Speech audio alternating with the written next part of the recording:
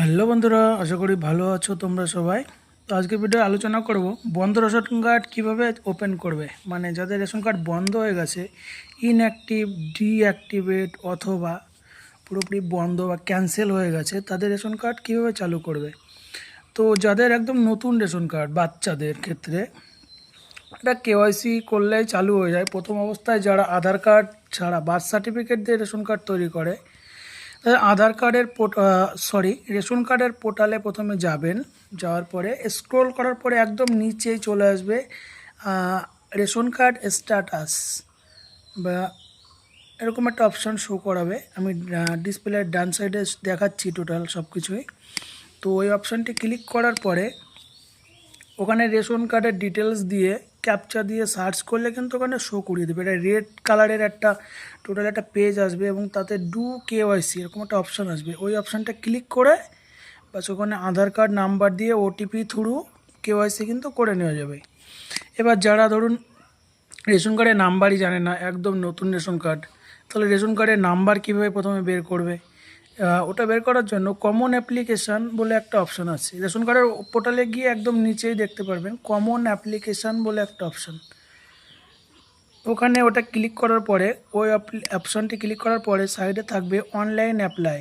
তো online অ্যাপ্লাইটি click করার পরে ফ্যামিলির যে কোনো মানে যে কয়জনের রেশন কার্ড ফ্যামিলিতে আছে একসঙ্গে, তার মধ্যে যে কোনো এক মেম্বারের আধার নাম্বার দিয়ে ওটিপির মাধ্যমে লগ ইন করতে হবে। তারপরে হ্যাঁ অথবা না এরকম একটা লেখা আসবে, মানে আপনি কি এই আপনার রেশন কার্ড ডিটেলস শো করাবে এবং বলবে যে আপনি কি এই রেশনের উপভোক্তা। তো ওখানে হ্যাঁ অপশানটি চুজ করে সার্চ করলে টোটাল অনেকগুলো অপশান ওপেন হয়ে যাবে। তার মধ্যে ফ্যামিলি ডিটেলস বা ফ্যামিলি মেম্বার ডিটেলস বলে এরকম একটা অপশান আসবে। ওটা ক্লিক করলে ফ্যামিলির সব কতজন সদস্য আছে সবার রেশন কার্ড এবং নাম ওখানে শো করিয়ে দেবে।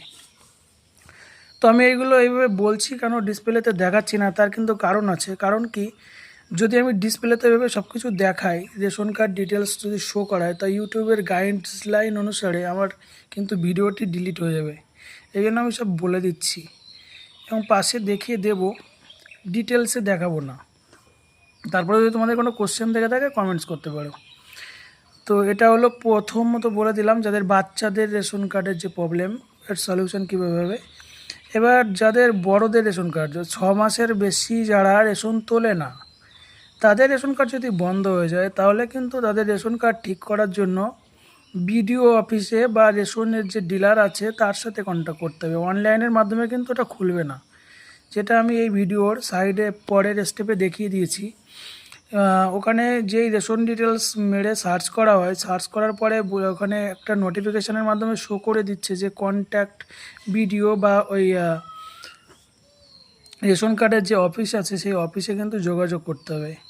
আর তৃতীয়, যাদের ভোটার কার্ড ডিলিটের জন্য রেশন বন্ধর কথা বলছে, তাদের কিন্তু দুটো অপশান আছে তাদের রেশন কার্ড চালু রাখার জন্য। প্রথম অপশান, তারা সিএএতে আবেদন করে দেবে, সিএএ সার্টিফিকেট থাকলে কিন্তু বন্ধ হবে না।